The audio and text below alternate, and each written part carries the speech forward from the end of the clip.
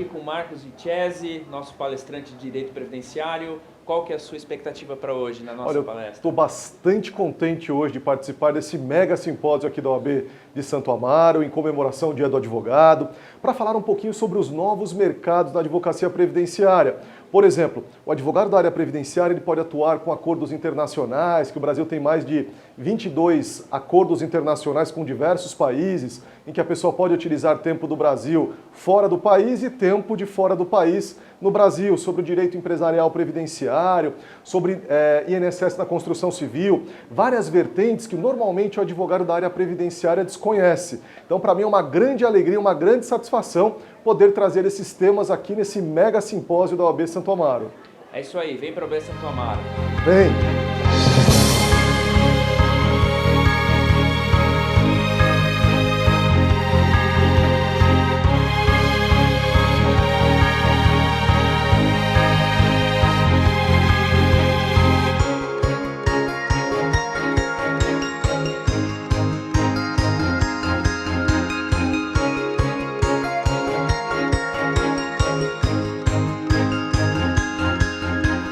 Olá, Laís, tudo bem? Tudo ótimo. Aqui hoje no simpósio do Dia do Advogado, você vai falar para nós da importância da vida saudável para nós profissionais do direito. O que você tem para trazer para nós aqui hoje? Exatamente, doutor Fante. O conceito que a gente está trazendo, a proposta é que pessoas saudáveis, isso já foi comprovado, elas produzem mais. Pessoas saudáveis que cuidam da alimentação, que praticam atividades físicas, que se preocupam com a alimentação, elas ganham 3 vezes mais do que pessoas que não se preocupam com a alimentação, com a saúde, que não têm disciplina, não têm foco. Isso tudo está integrado em uma coisa só. Então a proposta que a gente tem para trazer é uma alimentação saudável, um estilo de vida, na verdade, mudar. A gente sabe que a rotina do advogado é meio corrida e meio bagunçada, mas a proposta que a gente tem para trazer é que com disciplina, com foco, com um estilo de vida saudável, o advogado vai acabar produzindo mais e vai conseguir ter mais resultados na sua carreira e no seu escritório. É isso aí, muito obrigado. E vem para Santo Amaro, que aqui também é saúde. Obrigado.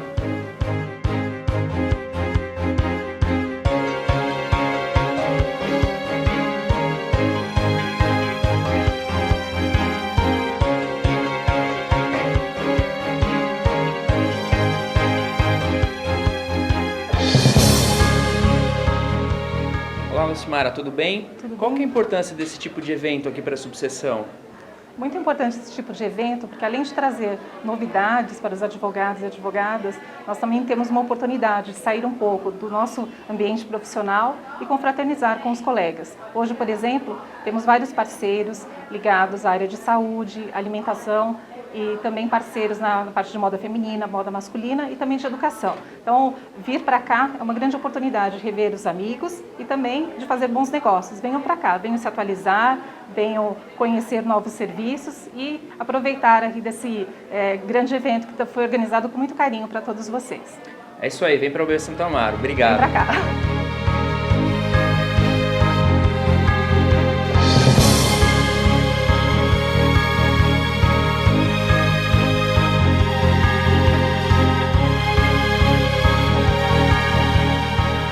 Olá, estou aqui com a Cláudia do Banco Original, vai falar para nós da importância do planejamento financeiro para o advogado. Qual que é a função do planejamento financeiro para o profissional do direito? Então, é muito importante, né? Meu nome é Cláudia, eu sou do Banco Original, já estou lá no banco há 5 anos, trabalho na área de investimentos.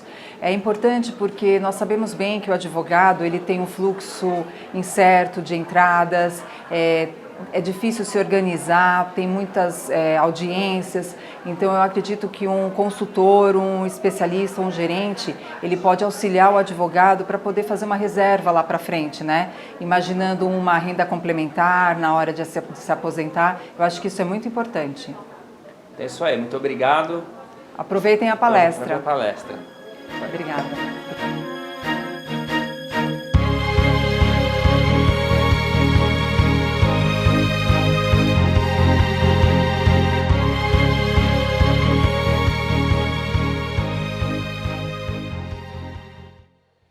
Peço a atenção de todos para darmos início ao evento simpósio do Dia do Advogado, a 102ª subseção de Santo Amaro, na pessoa de nossa ilustríssima presidente, doutora Lisandra Gonçalves. Temos a honra de apresentar a comemoração do Dia do Advogado. E para compor a mesa nesta abertura de evento, daremos início a composição de mesa. Convidaremos a doutora Jéssica Loures dos Santos, membro da Comissão de Direito Civil e Processo Civil. Doutora Lucimara Cristina Rossini, coordenadora da Comissão da Mulher Advogada. Doutor Everton Lúcio, coordenador da Comissão de Direitos e Prerrogativas do Advogado, membro da Comissão do Direito Imobiliário. Doutora Marta Voltas Martinez Carreira, coordenadora da ESSA Santo Amaro. Doutor Gustavo Dias da Silva Rosa, coordenador da Comissão de Culturas e Evento, membro da Comissão de Direitos e Prerrogativas. Doutora Cláudia Fernandes Dias Rosa, advogada convidada.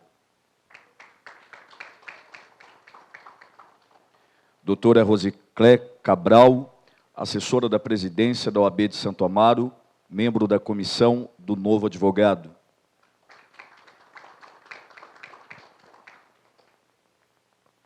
E receberemos agora a nossa palestrante, doutora Carolina Nabarro Munhoz, que trará para nós a palestra Ônus da Prova no CPC, juíza, diretora do Fórum Regional de Santo Amaro, formada em Direito pela USP, formada em Comunicação Social e Jornalismo pela PUC, especialista em Direito Penal e Trabalhista, diretora de Comunicações da APAMEGES.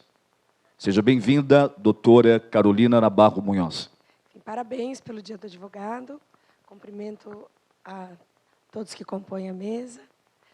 A minha ideia, quando a doutora Elisandra me convidou para falar um pouquinho sobre o ônus da prova, é fazer uma palestra bem prática mesmo. A ideia é realmente a gente discutir, porque eu acredito que é um tema tão discutido, tão debatido, as pessoas estudam tanto, mas que é muito difícil ainda ele efetivamente ser aplicado. Para mim, que estou do lado de lá, como juíza, é fundamental que o advogado consiga efetivamente cumprir com o dever de trazer no processo tudo o que é necessário para um bom julgamento. Caso contrário, não tem como o juiz julgar de forma justa e correta. Então, quando a gente fala em ônus da prova, primeiro essa palavra é ônus. Ônus não é um dever. Que quando uma parte tem um dever, isso implica necessariamente num direito da outra parte. Então, quando se descumpre um dever, isso necessariamente favorece a outra parte que tem um direito em relação àquele dever. No caso do ônus, ele é mais como se fosse um encargo. Por quê? Porque se a parte não cumpre, muitas vezes ela nem prejudicada é. Muitas vezes é, mas às vezes não, porque depende, muitas vezes, de como a outra parte também vai atuar em relação ao seu ônus da prova. Então, um réu, muitas vezes, ainda que ele não tenha cumprido com o ônus que cabe a ele, se o autor não provou os fatos constitutivos do direito dele, às vezes não faz tanta diferença.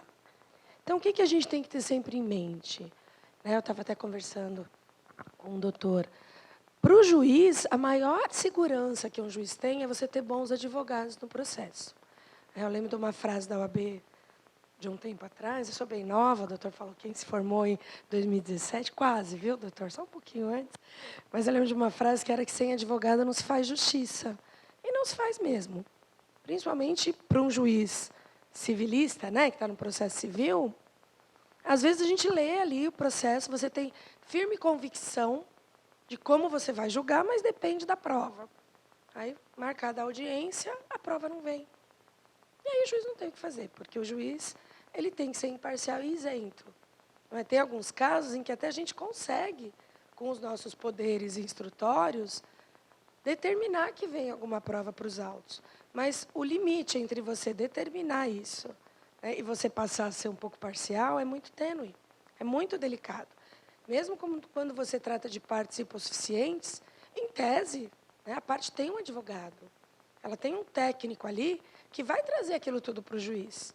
Então, não deveria ser necessário que o juiz precisasse pedir. Para isso, tem um advogado. Então, é muito complicado. Quantas vezes a gente pega um processo, e você fala, poxa, aquilo que o doutor falou, por que não veio bem essa prova? Né? Naquele caso que o doutor falou da tutela, né? de urgência, às vezes até a parte traz um pedido médico, mas ela não traz uma informação, por exemplo, como estava ali, de por que aquele medicamento que o convênio está fornecendo não é similar, não é necessário. Aí o que vai acontecer? Muitas vezes a gente vai mandar para uma perícia. Posso até antecipar uma prova pericial, mas demora. Num caso de saúde, são os casos mais urgentes que a gente tem no cível, é isso. Que urgência que um juiz civil tem, que tem que ser muitas vezes analisada ali na hora? São esses casos de saúde. Porque todo o resto, uma liminar de reintegração de posse, por exemplo, né, qualquer outra questão, dá para esperar. Agora, quando você está lidando com a vida de uma pessoa, não dá. Então, às vezes, o advogado, na pressa de entrar com o pedido, é o que eu sempre falo quando eu dou palestra aqui, né? A parte não sabe. Ai, mas o meu cliente está cobrando, o meu cliente está desesperado. Para isso é que ele precisa de um advogado. O advogado é o dono do processo, não o cliente. O cliente tem um pedido, um direito, que ele quer que seja postulado.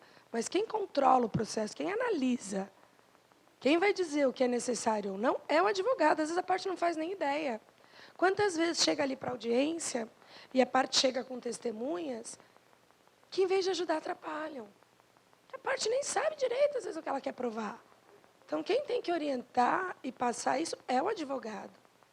Então, quem tem que instruir bem um processo, não adianta correr e entrar como inicial que não tem os documentos necessários. No caso da defesa, a gente às vezes até entende, né? Tem um prazo, às vezes o cliente chegou lá em cima da hora, o advogado tem 2, 3 dias para fazer uma peça, correr, enfim. Falta, às vezes não dá tempo. Agora, inicial, a menos que a prescrição esteja ali batendo na porta, dá para o advogado instruir melhor. Às vezes, você perder, entre aspas, né, uma semana, você está ganhando. Para poder fazer uma inicial com tudo o que é necessário. A prova documental é fundamental, muitas vezes, no processo civil. Tem coisas que você não consegue substituir por testemunha. Tem outras coisas que não vai ter documento mesmo. É só com a testemunha. Mas, quando é possível, você ter um documento ali que já te dê, né, um início de prova, às vezes até a prova suficiente, é fundamental. Então, na verdade, quando a gente fala em prova, é uma questão muito técnica. O advogado tem, quando uma pessoa chega, né, com um pedido, com um direito que ele entende que está sendo ameaçado, né, ou já foi desrespeitado, para que o advogado entre com o processo, duas análises ele tem que fazer ali de cara. Primeira, qual é a melhor medida para isso? Que muitas vezes também a gente não enxerga isso. Às vezes o advogado entrou com um pedido, não tem coisa pior para um juiz do que você pegar ali a inicial, você tem 10 páginas falando do direito, né, aí dos fatos é um parágrafo que às vezes não está explicando direitinho o que efetivamente são os fatos, e aí o pedido, então, é totalmente desconexo. Muitas vezes dá para o juiz pedir, olha, emenda. E às vezes o advogado fica bravo, mas, na verdade, o advogado devia achar isso, né, que bom, está me ajudando aqui, porque o juiz vai julgar. E o juiz está totalmente adstrito ao pedido, quando a gente fala de processo civil. Se não tem ali no pedido, o doutor falou de antecipação da tutela. Quantas vezes eu tenho uma antecipação da tutela e não tenho um pedido final de tutela? Eu já fui mais chata. Antes eu desconsiderava, falava, ele está me pedindo para antecipar, para retirar o nome do SPC e do Serasa. Mas no pedido final não tem. Aí eu tenho que presumir que, se o advogado pediu antecipadamente essa tutela, ele também quer uma tutela final. Mas, gente, não tem que presumir, é técnico. Em tese, tem que ser bem feito. Eu acho que tinha que ter muito curso aqui na UAB, inclusive nesse sentido. Como fazer uma boa petição inicial? Como fazer um bom pedido? Como fazer uma boa defesa? Né, impugnação. Porque, na verdade, com o que a gente trabalha em processo civil? Você tem os pontos que o autor traz, e aí você tem aqueles pontos que são impugnados, que vão virar uma questão, que é o que eu vou ter que dirimir com a prova. Então, o autor chega e fala, olha, eu sofri um acidente de trânsito, e, por conta disso, eu fiquei machucado, meu carro ficou, né, destruído, então eu tenho dano material do carro, dos medicamentos, E tenho também lucros cessantes, porque eu fiquei incapaz, não consigo mais trabalhar. E, além de tudo, eu quero danos morais, porque sofri um abalo. Se o réu vem, e ele fala o quê? A culpa é do réu. Né? O réu veio e bateu no meu carro. Se o réu vem e admite, por exemplo, fala, não, realmente teve um acidente. O acidente aconteceu. Já é um ponto que eu não vou precisar provar. O autor não precisa me provar que aconteceu aquele acidente. Ele vem e fala, não, realmente, eu bati atrás, sim, do carro dele. Ele não vai precisar provar que alguém bateu atrás. Só que aí ele traz um fato modificativo do direito do autor. Eu bati atrás, mas porque ele deu ré. Não fui eu o culpado pelo acidente. Temos aí um ponto, então. Então, eu vou ter que ter uma prova de quem é o culpado pelo acidente. Agora, vamos supor que o réu não fala nada disso. Ele fala a verdade, bati mesmo. Aconteceu, né, o trânsito parou, enfim, eu não estava com a distância necessária, bati, e se presume, né, que quem bateu atrás é o culpado, só que não aconteceu nada com o carro dele. Olha, inclusive, eu tirei uma foto aqui, ó. Estava ótimo o carro, isso aí foi em outro acidente. Ou não, olha, ele saiu andando ótimo, não teve ferimento nenhum. Então, por aí, a gente tem que ver o quê? O que ficou controvertido? Tem questões aí que não ficaram. E quantas vezes o advogado traz para a audiência testemunhas de coisas que ninguém está discutindo mais. E testemunha é uma prova extremamente delicada. Não tem coisa na audiência. Por favor, o limite ético é muito delicado, mas ainda que ele tenha, você não tem controle do que a pessoa vai começar a dizer, do que a outra parte vai perguntar. Eu fui advogada trabalhista antes de ser juíza, e quantas vezes eu falava, nossa, perdi aqui, porque eu era muito pelo empregador. Aí a outra parte trazia uma testemunha que falava todo o contrário do que ela queria dizer e me ajudava. Eu tinha vontade de beijar e abraçar o advogado. Eu falava, gente, para que trouxe essa testemunha? Né? Para ajudar a outra parte? Então, o advogado tem que ter muito em mente. Às vezes eu acho que tem alguns advogados que gostariam de ser juízes, né? Porque eles querem trazer a verdade ali, independente do se vai ajudar o cliente dele ou não. Eu acho ótimo, para mim é excelente. Quanto mais perto do que efetivamente aconteceu eu tiver ali, melhor. Vou ter mais subsídio para julgar. Mas muitas vezes não é bom para a parte que o advogado está defendendo. Então, o que o advogado tem que ter em mente? Eu estou pelo autor. Quais são os fatos constitutivos? Num caso, por exemplo, de acidente de trânsito. Eu tenho que provar que aconteceu um acidente. Então, peraí, um BO. Vou juntar ali. Ah, é unilateral? É unilateral, mas já é um início de prova. Tem uma autoridade ali policial que colocou aquilo no papel. Fotos do carro, orçamento. Muitas vezes, ação regressiva, a seguradora entra com a ação e não me traz documentos necessários e suficientes. E são advogados que trabalham basicamente com isso. Então, eu não sei o que acontece, se a parte que não entrega o documento... Aí adianta eu entrar com uma ação que eu não tenho a prova documental básica que eu preciso ali? É uma ação regressiva, no mínimo eu tenho que provar que eu paguei. Tenho que provar o que aconteceu com o carro, quais foram os danos. E aí você tem, por exemplo, nesse tipo de processo, que é muito interessante, que geralmente o advogado da parte ré não questiona isso. Mas você tem uma seguradora arrolando quem como testemunha? O motorista. Motorista, ele tem interesse? Não, porque em tese ele já recebeu. Não é que ele tem interesse, mas ele foi uma parte envolvida no acidente. Será que a visão dele... Então, eu posso ouvir o motorista ali como testemunha e o outro condutor eu não vou ouvir. Ele não vai poder ser testemunha dele mesmo. Então, ali você já tem uma questão bem delicada. É a mesma coisa acidente com ônibus.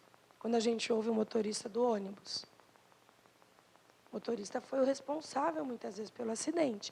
Nesse caso, ainda é mais fácil você impugnar essa testemunha, porque ele tem interesse. Se ficar provado que ele teve a culpa, muitas vezes a companhia de ônibus, regressivamente, vai fazer com que ele pague. Então, aí é mais fácil você achar esse liame. Mas sempre que envolve acidente de veículo, juridicamente é uma das coisas mais fáceis que tem. Mas, faticamente, é uma das mais delicadas. Porque muitas vezes você tem aqui só os motoristas. Quem sabe o que aconteceu, muitas vezes não são nem eles, porque a pessoa ali no momento do acidente, às vezes se distraiu, né? Às vezes aconteceu alguma coisa, às vezes nem o motorista sabe direito o que aconteceu. Os senhores não têm ideia de quantas vezes, principalmente nessas ações regressivas, a seguradora traz o condutor do veículo e ele não sabe nem dizer direito como ele estava, como ele não estava, como a outra parte estava. Quem dirige sabe, né, que é um momento ali, ainda mais quando acontece um acidente, alguma coisa aconteceu. Foge da normalidade, não é um abarroamento. Então, um motorista, ou muitas vezes os dois, falhou ali com o dever de atenção. E quem tem que provar, gente, efetivamente, o que aconteceu? Se houve acidente, de quem é a culpa? Quem não entende de direito fala, ah, não, o juiz sempre vai saber quem teve a culpa aí. Alguma prova tem? Não. Às vezes eu não tenho prova nenhuma. Eu começo o processo, termino o processo, sem saber direito o que aconteceu. Mas se eu não sei direito o que aconteceu, de quem que é o ônus de provar os fatos constitutivos do direito? Quem entra com a ação? É o autor. O réu não tem que me provar em tese ali nada. Óbvio que um bom advogado vai tentar provar um fato extintivo, modificativo ou impeditivo do direito do autor. Não é? Ele vai provar, por exemplo, não, olha, extintivo. Realmente, mas eu paguei. O meu seguro já pagou, acabou, ele não tem mais direito a nada. Né? O modificativo, realmente, aconteceu, mas espera lá, não teve esse dano todo. Né? Ou impeditivo, olha, mas o carro não é nem dele, ele não estava dirigindo, não sei por que essa pessoa está. Aí você pode até tentar alegar uma ilegitimidade. Mas muitas vezes é muito difícil você provar uma ilegitimidade de parte de cara, quando você está tratando, por exemplo, de alguém que sofreu um dano, que não era o dono do veículo, mas estava dentro e se machucou em virtude do acidente. Então, muitas vezes, a gente mistura muito com o mérito. Então, uma boa defesa, nesse tipo de caso, por exemplo, vai tentar trazer isso. Às vezes, você não tem testemunha. Às vezes, ninguém tem testemunha. Aliás, a maioria das vezes. Então, o que você vai ter que trazer ali? Vamos ver quanto, efetivamente, custa para arrumar um carro que teve esse tipo de dano. É raro você ter um réu que traga alguma coisa nesse sentido. É muito comum em audiência a parte falar, né, a parte ré. Não, mas, doutora, que absurdo. Ele está dizendo que a moto dele ficou destruída, que vai gastar 20 mil, uma moto nova está 9. Como é que é 20? Não é possível. Mas eu não sou técnica, nem posso ser. Ainda que eu fosse. Ainda que eu, juiz, entendesse tudo de moto. Não é um conhecimento que eu posso trazer para o processo. Ali eu sou técnica de direito. Ainda que vamos supor que eu seja médica e juíza. Posso, como juíza, começar a tecer informações sobre os meus conhecimentos de médico para decidir por um lado ou por outro. Eu sempre vou trazer um outro profissional. Por quê? Porque isso, eu não tenho a isenção necessária para fazer esse tipo de análise ali, se eu começar a fazer. E outro, o desembargador que vai analisar o processo, será que ele também é técnico? Ele precisa dessa prova técnica. Então, quando a prova técnica é necessária, ela tem que ser feita. E, às vezes, essa prova técnica não precisa vir como uma perícia, que certamente vai encarecer o processo. Ela pode vir assim, como um orçamento, um laudo. Olha, eu fui lá, falei com 3 mecânicos, mostrei a foto, levei a inicial de tudo aqui que a pessoa está dizendo, e todos me disseram que não precisa de tudo isso. Com motos é muito comum. Então, já vamos arrumar tudo. E, muitas vezes, tem coisas ali que não eram tão necessárias. Então, essa é uma prova, por exemplo, que raramente vem e que pode ajudar muito. O advogado que está fazendo uma defesa, ele vai ter que analisar muito as provas que o autor trouxe. Muitas vezes, o advogado, ele, com a correria, né, ele se preocupa muito em só impugnar os argumentos, mas não analisa a prova que é trazida na inicial. Outra coisa, por exemplo, aí a gente volta para a inicial. Pedido. O pedido de dano material, ele tem que ser líquido, certo e determinado. Não existe eu dizer assim, olha, bateu no carro, causou prejuízo, a serem apurados em instrução. Oi? Você já tem essa informação. Tem que fazer o cálculo. Ser apurados em liquidação de sentença. É raríssimo alguma coisa que eu precise de uma liquidação de sentença. Eu sei que a gente não é matemático, né? Ninguém aqui ama exatas, senão não teria ido para a área de humanas, provavelmente, com raras exceções. Mas tem que fazer o cálculo, tem que analisar. Lucros cessantes. Como que o advogado não me faz um pedido certo de lucros cessantes? Pode até ser que a pessoa ainda esteja e vai continuar. Aí ele coloca. Olha, até hoje, ela já perdeu X por mês. Pedido de lucro cessante, gente, tem que ser muito bem instruído. Eu tenho que falar, juiz, olha, realmente a pessoa não está mais podendo. Eu tenho aqui, ó, Ela foi no médico. Como é que a pessoa sabe que não está mais e que está afastada? Sem ter ido em algum médico, algum profissional. Certamente ela foi. Então, traga. Quanto ela ganha? Quantas vezes a gente vê lá que realmente a pessoa não está mais podendo trabalhar e não tem um mísero documento dizendo, ainda que a pessoa esteja na informalidade, alguma coisa ela tem. Todo mundo tem algum documento do que a gente ganha ou não ganha, que seja um depósito na conta corrente, que sejam 3 testemunhas que vão lá dizer, olha, ela fazia faxina na minha casa, ganhava tanto por semana. E aí, na inicial, o advogado já tem que ter essa informação. Senta aqui. Então, quer dizer que a senhora não pode mais trabalhar? A senhora está com um problema? Quanto que a senhora ganhava por mês? Quanto a senhora ganhava por semana? Em média. Faz uma conta e coloca ali. Porque, senão, o pedido é ilíquido, é incerto, é indeterminado. Eu tenho que extinguir a inicial em relação a ele. Eu vou indeferir esse pedido, vou analisar os outros. É diferente do dano moral. O dano moral, a lei prevê que eu posso só estimar e o juiz vai analisar. Até porque até hoje já se fala em dano moral há quanto tempo, né? A gente ainda não tem uma regra muito clara em relação a isso. Cada juiz tem um critério diferente. Ok, então. Não vou exigir que o advogado coloque ali, de repente ele bota 5 e o juiz entende que é 10. Pode acontecer. Já aconteceu. Comigo mesmo, de casos que o advogado pediu pouco e eu achava que merecia mais, mas eu vou dar o que ele pediu. Né? Então, no caso do dano moral, é diferente. Mas do dano material, não. Eu tenho ali uma prova, tenho ali um fato que vai gerar esse dano. Então, o advogado tem que trazer isso de uma forma muito clara. E, gente, a inicial, a defesa, elas não precisam ter 100 páginas. Quanto maior, é menor a chance do juiz dar atenção efetivamente porque é importante. E não adianta nada você botar 100 páginas e botar parte que é importante em negrito, caps lock. Às vezes aquilo passa, ainda mais processo digital. Quem trabalha com processo digital sabe como é chato. Às vezes, para você localizar, faça uma triagem, uma análise. O que efetivamente eu quero provar aqui? O que é importante? Quais são os fatos?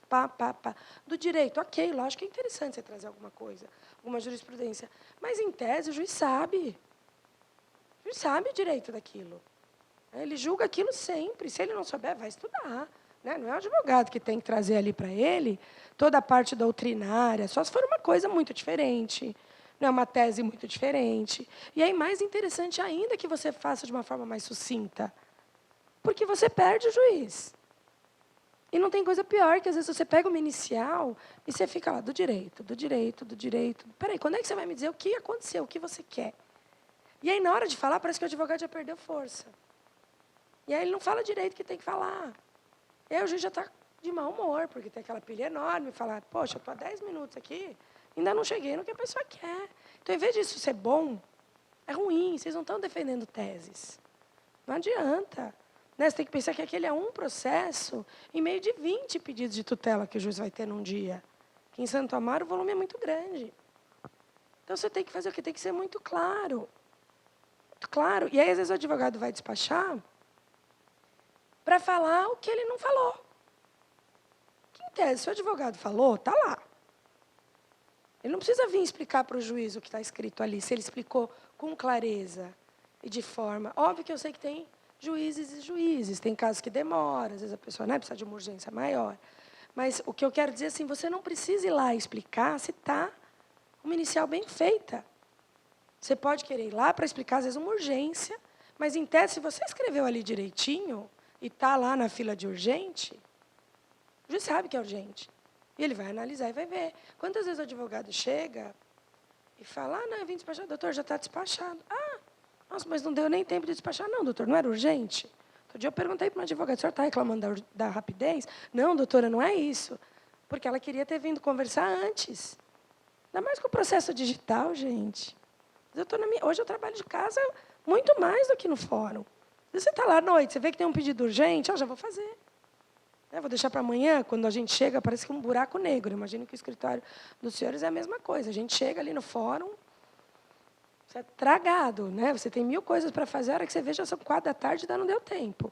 Então, quando a coisa é mais urgente, às vezes eu tenho tempo, eu gosto, por exemplo, de despachar à noite. A petição entrou, eles ainda não juntaram. Às vezes você vai ali naquela análise de petição, o juiz mesmo já faz, já decide. Então, não dá para você contar com a possibilidade de que você vai poder explicar, de que você vai poder falar. Cada vez menos isso vai ser possível, porque o advogado não leva mais a petição, né? No físico, você levava a petição. Ia passar pelo juiz para ser juntada. No digital, você botou ali, você perdeu o controle da sua petição. Então, perde um tempinho a mais, elaborando bem, né? Como está elaborando a prova, trazendo isso. Porque senão a coisa se perde. Num caso de plano de saúde, pedido médico, tem algumas coisas que são óbvias que vão ter que estar ali, como o doutor mesmo falou. Você vai ter que ter um laudo, você vai ter que ter a prova de que ela é conveniada. Uma prova que é muito difícil, que muitos juízes pedem, eu sei que é difícil, a negativa do convênio. A gente sabe que às vezes o convênio não dá. Mas às vezes você pode ir lá no hospital e falar, olha, me dá uma declaração do que está faltando, então, para que eu consiga, para eu poder entrar com a ação.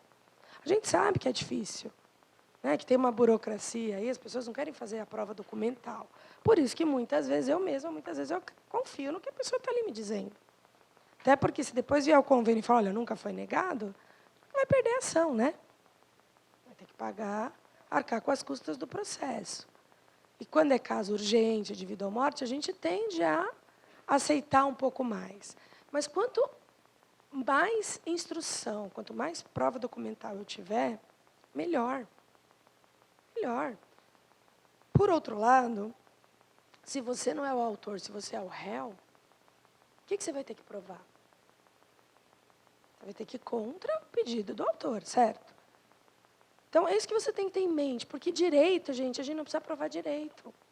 Eu participo do colégio recursal, e sexta mesmo, a gente teve um caso que foi revertido o julgamento em 2º grau, porque era do Serasa era réu, né, aqueles casos que o Serasa acabou colocando uma restrição, até por comunicado, acho que da execução, alguma coisa assim, e o Serasa foi revel, porque chegou 20 minutos atrasado, e aí um dos questionamentos do advogado era esse, tem que ter uma tolerância. Não está escrito em lugar nenhum que tem que ter tolerância, gente. Conte com o horário da audiência. Né? Se aconteceu alguma coisa grave, você teve que atrasar, faça a prova nesse sentido. Não dá para você já acreditar, né, a partir do princípio que vai atrasar. Então, eu posso chegar 15 minutos depois? Não, eu chego 15 minutos antes. Porque pode acontecer, ainda mais no juizado. Então, a revelia foi mantida, mas a questão que o Serasa estava levantando ali era uma questão de direito. Então, não é uma questão de prova. Se a questão é de direito, eu não preciso de prova nenhuma. Até porque o juiz é o técnico do direito ali. O juiz tem obrigação de conhecer o direito. A parte não precisa trazer isso. Muitas vezes o réu é revel e o autor não ganha ação, porque ele não tem direito. E aí não é questão de prova. Agora, se é questão de prova, e o advogado ali da defesa não fez um bom trabalho, não impugnou, né, esses fatos, não tornou as questões controvertidas, e não trouxe essa prova, ele vai perder a ação. O autor vai ganhar, se o autor tiver feito a prova, né, dele. Porque é o que eu disse. Por exemplo, se o autor chega e fala, olha, o réu bateu no meu carro, e ele não me traz nenhuma prova de que houve uma batida, e de que foi o réu. Eu já tive, por exemplo, caso contra a companhia de ônibus, em que a pessoa vinha e falava, olha, sofreu um acidente no ônibus. Se machucou, e não tinha uma prova de que a pessoa estava no ônibus, né, de que o ônibus fazia aquela linha. Inclusive, a tese da defesa da ré, no fim, foi nesse sentido. Olha, não, a gente não faz, meu ônibus não passa nessa rua. Como é que ela estava nesse ônibus, nessa rua, nesse trajeto, e foi dentro do meu ônibus? E é uma coisa interessante mesmo. Como é que você prova isso? Tem que provar de alguma forma. Nesse caso, ainda ficou fácil para a ré, porque realmente, acho que a pessoa se confundiu com o ônibus que ela tinha pego. Pode acontecer. Então, dá uma pesquisada, né, no trajeto do ônibus. Se é ônibus que a pessoa tem, né, rodoviário, traz o ticket. Tenta pegar o nome de alguma testemunha. Que muitas vezes o réu nem questiona isso. Né? Aí é mais fácil. Na maioria dos processos envolvendo aqui em Santa Marta tem muito isso, né? Porque as garagens todas são aqui. Então, muitas vezes, o que acontece? O réu não vai questionar. Ele questiona o quê? Não, a culpa é exclusiva da vítima. Opa! Aí ele está trazendo um fato novo, né? A vítima está dizendo, eu sofri um acidente dentro do ônibus, eu era passageiro, é uma questão de responsabilidade objetiva do transportador. Ele tem que me pegar e me entregar do jeito que ele me pegou. Eu não posso ser pega ali num ponto bem e ser deixada no outro ponto com o braço quebrado. Né? Se isso ficar caracterizado, aí vem o réu e fala o quê? Não, mas olha só, ela quebrou o braço porque ela ficou correndo dentro do ônibus. Uma criança. Ou, outro dia, eu tive assim, ela quebrou o braço porque tem um lugar ali na porta que está lá, mantenha a distância, não é para segurar. Ela se apoiou ali. A hora que acho que a porta foi abrir ou fechar, machucou. Alegando que é culpa dela. Ela não cumpriu com o que estava determinado. Pode acontecer. E aí? Então, o advogado do autor também tem que estar muito atento ao que é trazido na contestação. Gente, é muito raro eu ter uma réplica boa. Muito raro. O advogado geralmente só reitera e nem analisa o que está na contestação. E às vezes eu tenho um fato novo ali. Que se ele não impugnou, muito comum. A pessoa entra com uma ação alegando que o nome foi negativado indevidamente. Se o nome foi negativado indevidamente, o que é a primeira coisa que eu tenho que juntar com a minha inicial? Uma prova dessa negativação. Às vezes não tem. E às vezes não tem porque não é uma negativação que a pessoa tem, ela tem 15. Aí o advogado não quer juntar. Mas, gente, é uma coisa que o juiz tem como saber. Melhor você juntar e falar a verdade. Olha, tem 15, mas nenhuma delas... Eu estou questionando todas. Tem 15, mas eu sei que eu não tenho direito ao dano moral, mas essa aqui não é devida. Ela tem direito a ser retirado. Porque não adianta você achar que você vai esconder esse tipo de coisa e não vai surgir no processo.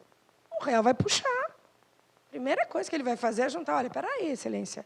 E aí já fica com qual impressão o juiz? A pessoa não está de boa fé. Ou vem a inicial e fala assim, olha, o nome foi negativado, e ela nunca teve relação com essa ré. Aí vem a ré e traz um contrato assinado. Aí o que a pessoa tem que falar em réplica? É fraude. Não foi ela que assinou. Ou olha, poxa, ela não lembrava. Pode acontecer, não pode? Né? Ela contratou lá atrás, mas ela nem lembrava. Para ela, isso aí nem tinha sido uma contratação. Né? Ela fez pela internet, achou que 1000 teses podem surgir, mas alguma tese tem que surgir. Se a pessoa não questiona, para o julgador já está claro que olha a má fé desse autor. Contratou, diz que não contratou para tentar enganar o juiz, vem a prova do contrato, e aí na réplica ele fala, reitero tudo aquilo, realmente é um absurdo negativar o nome do meu cliente, uma pessoa correta. Fala, olha, cabia agora. Ou então provar, então, pera lá, tem esse contrato? Será que eu não quitei? Já aconteceu isso. De réplica, o advogado fala, não, teve mesmo, mas aqui está tudo pago. Mudou um pouco, se você for pensar, a causa ali de pedir, o que fundamentou o pedido. Mas tudo bem, pode acontecer. Pode acontecer, às vezes a pessoa achou, né, que já estava tudo certo, não estava devendo. Às vezes o advogado já tem aquele modelão, que a gente sabe, entra igual para tudo. Aí, quando eu era juiz em Guarulhos, acontecia muitas vezes com a defesa. Pessoa, tudo que entrava contra a Telefônica na época, a Telefônica fazia uma defesa falando do SPID. Que a pessoa tinha pedido o SPID, e não tinha nada a ver, às vezes, com o SPID. Se a gente for ser técnico, é revelia. Só que aí o tribunal tem uma posição um pouco mais paternalista, às vezes. Né? É revelia, não impugnou os fatos, mas trouxe uma defesa. Então, o juiz tende a justificar. Não tem coisa pior para o juiz, gente. Se coloquem um pouquinho, né, do lado de lá. Que você tem aquela petição genérica, que não fala nada com nada. Aí vem uma defesa mais genérica ainda. Uma vez eu no Juizado Especial em Guarulhos, um senhorzinho virou para mim e falou assim, sabe, era uma questão envolvendo conta de...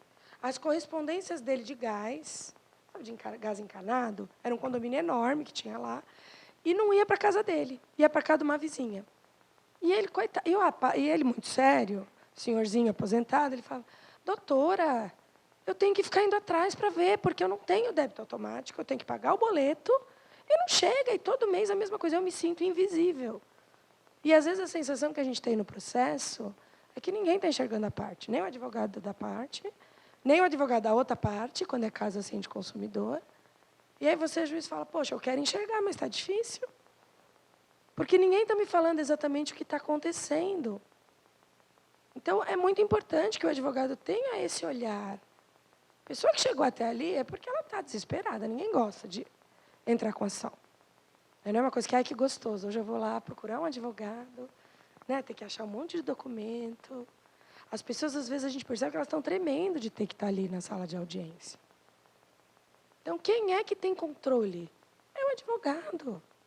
Mas a parte nem sabe o que ela tem que levar para o advogado. Então, pera lá, vamos conversar. Olha, qual que é o problema da senhora? É esse? Tá. Então, vamos lá. Como que a gente vai conseguir provar para o juiz que a senhora tem razão? Que prova que é necessária aqui? Que documento que a senhora tem? Às vezes a pessoa nem sabe se ela tem algum documento que pode ser importante. Tem alguma testemunha? Ah, não, disso não. Mas espera ali, quem viu o quê? Né? O advogado, na verdade, ele tem que fazer a pessoa contar os fatos. E ali ele é que vai conseguir ver qual é a melhor técnica para entrar com a ação. Eu era péssima advogada, porque eu fui advogada trabalhista, o meu chefe ele falava, não dá, Carolina, porque as pessoas chegavam, era empregador. Hoje mudou tudo, não sei nem como é que é mais, mas na época não tinha registrado. Aí eu falava, olha, o senhor está perdido. Porque se a gente negar o vínculo e a parte provar, vai ter que pagar tudo, inclusive o INSS. Se a gente disser que o senhor não registrou, mas recolheu algumas coisas, tudo bem, mas vai ter todas essas outras coisas aí que o senhor pagou, né? Não, eu não registrei, paguei o salário. De todo jeito vai ter que pagar para o INSS, vai ter que pagar a multa, vai ter que pagar. Eu falava, não, você como advogada, você tem que tentar achar um outro jeito. Eu falava, mas não tem jeito aqui. Para mim era muito difícil, sabe, desenvolver uma tese nesses casos. Eu acho que já estava ali, né, julgando, que é o que a gente faz hoje. Então, muitas vezes, as pessoas às vezes me perguntam coisas, eu tenho uma dúvida. Posso te perguntar? Olha, porque é isso, eu não paguei o imposto, e agora está entrando com ação de uso capião? Sim, uso capião é título originário de aquisição, o teu imposto vai continuar lá, teu nome vai continuar negativado, você é proprietário, ainda que você perca, né, o terreno, paga. Talvez um advogado falasse, não, calma, né, você vai pagar o imposto por uma terra que você vai perder, mas, para mim, a coisa é muito... Então, você tem que pensar que a cabeça do juiz é essa quando você está peticionando para o juiz. Para o juiz, a coisa é muito objetiva, é muito clara. Eu vou analisar ali, tem direito, não tem, provou, não provou. Então, como advogado, o que eu tenho que fazer? Eu vou ficar brigando com o juiz? Se ele está pedindo coisa? Pensa aquele que vai julgar. Né? Tenta achar ali uma forma de convencimento, porque, às vezes, ele acha que aquilo mesmo é imprescindível. Às vezes, você, como advogado, acha aquela prova besta, mas o juiz não acha. Eu substituí uma colega da 12ª Vara, uma auxiliar, que, como a gente tem a corregedoria, nossa, está em cima de alguns casos de advogados com demandas repetitivas. A gente tem muitos casos, por exemplo, de advogado de Minas, que entrava com pedido de antecipação de prova aqui, de exibição de documento de cliente lá, porque sabia que não ia exibir aqui, né? Porque a telefônica está lá, não está aqui. Né? Não dava tempo e, com base nisso, ganhava os honorários. Eles estão analisando os perfis de fraude, essa coisa toda. Essa juíza que eu substituí, por exemplo, ela marcava depoimento pessoal em toda ação de dano moral. Porque ela quer ver se o advogado teve mesmo contato com a pessoa que foi lá, porque a gente sabe que tem escritórios que não são muito corretos em relação a isso. Gente, eu não tenho condição de fazer audiência de instrução para todo caso. Tem juiz, por exemplo, que mesmo que é acidente de ônibus, mesmo que ninguém tenha testemunha, ele vai colher o depoimento pessoal. Por quê? Porque tem muito escritório de advocacia que perde contato total com o cliente. A gente sabe disso. A hora que você vai intimar a pessoa não mora mais lá, a pessoa não vem. Então, o juiz já está pensando lá na frente. E vai fazer. E muitas vezes acontece isso. Não vem. Não vem. Então, os senhores, quando estão também na defesa e observam causas assim, às vezes é interessante. Eu mesma não gosto muito de depoimento pessoal. Eu conto, acho que nos dedos, algum depoimento pessoal que teve alguma utilidade. Porque, em tese, o que a pessoa tem para me falar, o advogado já falou. Ou na inicial, ou na defesa. A menos que seja para a parte não vir, aplicar pena de confissão, ou realmente o advogado sabe que não é bem aquilo ali, ele acha que vai conseguir fazer a parte, cair em contradição. É muito difícil, gente. O advogado tem que ser muito bom. FBI, técnicas de, né, interrogatório de pessoa. Porque, geralmente, a pessoa vem lá, ela já vai com aquilo, e ela repete aquilo. E acabou. É muito difícil um depoimento pessoal trazer, né, essa coisa tão boa. Mas, às vezes, pode ser uma prova importante, se você não tem nenhuma outra. Explica para o seu cliente que ele mesmo não pode pedir o depoimento pessoal dele. Quantas vezes a pessoa chega e fala, mas eu não vou ser ouvido? Não. Que a outra parte não pediu. Pô, doutor, o senhor não pediu para eu ser ouvido? Não, o seu advogado não pode pedir para o senhor ser ouvido. Porque a pessoa, às vezes, se sente incomodada. Ela não percebe que, às vezes, ouvir a outra parte é uma estratégia do advogado dela para a outra parte cair em contradição e tudo mais. A sensação que dá é o quê? Ah, ele está sendo ouvido e eu não. Ele vai ter vantagem. E, às vezes, até tem. Porque, às vezes, a pessoa vai lá, ela explica muito melhor do que o que está. E aí, o advogado que pediu aquele depoimento pessoal é um tiro no pé. Então, advogado... Gente, principal coisa da prova. Saiba onde você quer chegar com aquela prova. Saiba onde você quer chegar. Principalmente prova testemunhal. Reintegração de posse possessória. Sempre vem um monte de testemunha. E a gente já sabe que muitos vêm para mentir mesmo. Porque é amigo, porque é conhecido. Porque é muito fácil você pegar isso. Então, cuidado com o que a parte fala. É o seu nome que está ali. A pessoa não tem nenhum grandes compromissos ali, às vezes, com a ética ou com a verdade. A gente sabe disso. Mas é o nome do advogado que está ali. Outro dia eu tive um caso que era assim, uma pessoa entrou com uma integração de posse, dizendo que ela não conhecia que o terreno dela tinha sido invadido e que ela não conhecia as pessoas que tinham invadido o terreno dela. Vem a defesa. Nós somos filhos dela. Ela separou do nosso pai e nós ficamos lá. Agora, ela voltou, que é a terra, mas é minha mãe. Aí eu falei, gente, será que o advogado não sabia? Né? Ela mentiu? Ou ele achou que isso não ia aparecer no processo? Óbvio que eu marquei uma instrução. Que eu vou ter que ver isso aqui. Tentar conciliação. Aí o advogado não veio. Veio uma advogada que não sabia de nada. Ela falou, doutor, eu quero depoimento pessoal do advogado, porque eu quero saber o que aconteceu. Mas o que essa senhora falava? Para mim, eles viraram desconhecidos, porque eles ficaram do lado do pai. Pode até ser que para o advogado ela tenha dito, eu não conheço mesmo. Mas a gente que é técnico, a gente sabe, vamos se informar um pouquinho melhor quem são esses réus, né? Fica feio. Então, tomar cuidado nesse sentido. Então, se a gente for pensar friamente sobre o ônus da prova, que eu já vi aqui que meu tempo já está, né? O autor tem que provar o quê, então? Fatos constitutivos. O que são fatos constitutivos? Que faz com que ele tenha aquele direito. É o que constitui o direito dele. O réu, fatos impeditivos, modificativos ou impeditivos do direito do autor. Aqueles exemplos mais básicos, né? Então, por exemplo, ele tá me cobrando aqui uma dívida de jogo. Ele é agiota. Só que aí você vai ter que provar isso. Você está impugnando fato com fato modificativo, extintivo ou impeditivo. Aí o ônus já é teu, réu. Então, muitas vezes, às vezes, a melhor estratégia é simplesmente negar o fato. Que acontece pouco, por incrível que pareça. Às vezes, a pessoa não se preocupa em negar o fato. Por exemplo, em execução, uma coisa que é muito comum é a pessoa vem e fala que a conta bloqueada é salário, é poupança, mas não questiona o cálculo. Às vezes eu bato o olho no cálculo e falo, meu Deus, está óbvio que tem coisa aqui que não é. Mas o advogado está tão preocupado com a empenhorabilidade, muitas vezes cobrança. Hoje eu faço menos, porque eu não tenho nem tempo mais para isso, enfim, é uma questão de fato. Mas quantas vezes banco entra com aquelas cobranças, com valores que não bate a conta que está sendo juntada ali? Você bateu o olho, você vê. E aí o advogado vai por onde? Não, porque Código de Defesa do Consumidor, não é justo, os juros aplicados, mas não vai olhar ali o que efetivamente tem no contrato e o que efetivamente o banco está trazendo aqui. Não vai atrás, às vezes, de pegar uma prova ali, porque, às vezes, para você pagar uma prova contábil, encarece o processo. Nem sempre a parte tem justiça gratuita e nem sempre é o autor que vai ter que arcar com com esse pagamento. Mas, às vezes, você consegue ter um contador, alguém que possa fazer uma conta.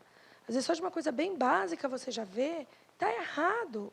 Eu acho muito interessante isso. Às vezes, o advogado vai para teses muito mais mirabolantes e esquece do mais básico dos básicos. Se eu tenho uma ação de cobrança, gente, eu tenho que provar o quê?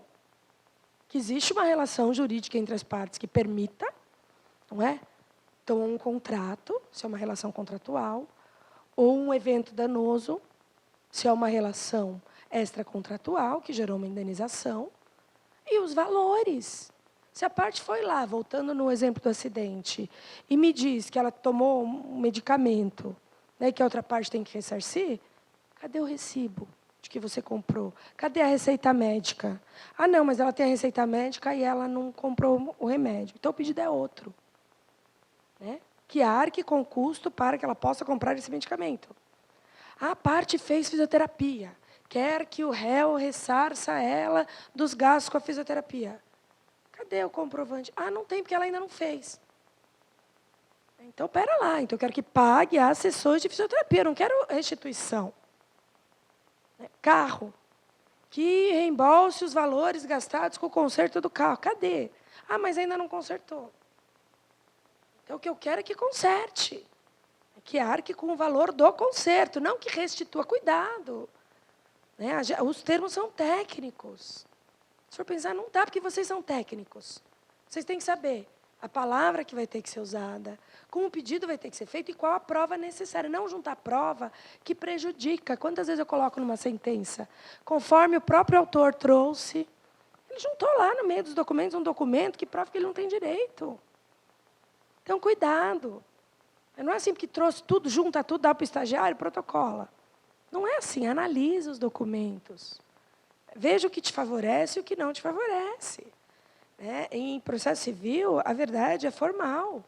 O que não está nos autos não está no mundo. Então, o juiz precisa daquilo. E, ao mesmo tempo, tem coisa que não precisa, que não vai facilitar, não vai favorecer. Né? Você não tem obrigação de trazer toda a verdade real para o juiz. Então, é isso que vocês têm que ter em mente, né? Como técnicos. Podia falar mais um monte aqui, mas eu vi que já está 5:05 já, né? Vocês têm outras palestras ainda. Muito obrigada, viu? Agradecemos a palestrante, a doutora Carolina Nabarro Munhoz, que agora recebe da doutora Lucimara o certificado do evento por ter participado conosco do simpósio. Meu nome é Gustavo Dias Rosa, coordenador de Cultura e Eventos da OAB Santo Amaro. Acabamos de realizar o simpósio em comemoração ao Dia da Advocacia. Contamos com a presença de centenas de colegas advogados e advogadas, bem como membros da magistratura. Tive a honra de ministrar palestra com o tema Acordo Trabalhista Extrajudicial e as dificuldades na homologação. Não deixem de participar dos eventos da OAB Santo Amaro. Mais um evento de sucesso. Olá, Advocacia de Santo Amaro. Hoje foi um dia muito alegre para nós, porque nós fizemos várias atividades nesse sábado, com palestras, vários sorteios. Foi muito alegre esse dia especial em comemoração ao nosso dia, o Dia do Advogado. Então, mais uma vez, parabéns a todos nós e tenhamos um mês todo de comemorações.